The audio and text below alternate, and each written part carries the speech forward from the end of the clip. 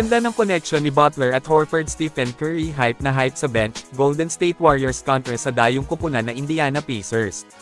Walang Steph pa rin sa Dubs due to an illness mga kaibigan, pero ayon sa report ay maayos naman nga daw na ngayon ang pakiramdam ng GOAT shooter. Posibleng magbabalik action na sa susunod nilang game.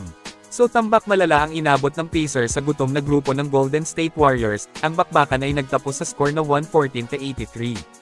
Umpisa pa lang ng salpukan mga kaibigan ay magandang senyales na para sa GSW dahil pumapasok yung mga tira nila sa labas. Pagdating sa depensa naman ay maganda rin ang pinakita ng Dubs kontra Indiana, tingnan nyo nga naman ito.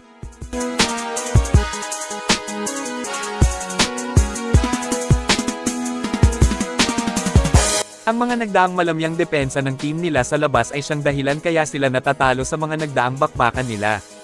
Dito sa game versus Pacers ay maayos nilang tray na baho ang depensa kaya solid ang balik na malaking panalo para sa kupunang Warriors.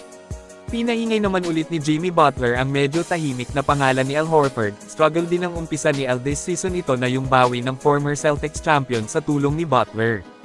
Ang dating magkaaway ngayon ay magkakampi na, parehong veterano at maabilidad ang dalawa kaya solid ang tandem nila.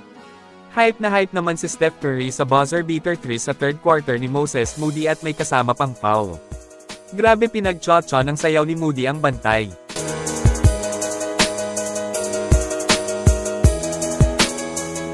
Itong rookie naman ng Warriors na si Will Richards ay tuloy ang magandang nilalaro niya, talagang maaasahan both offense and defense. Napa-flex pa dito.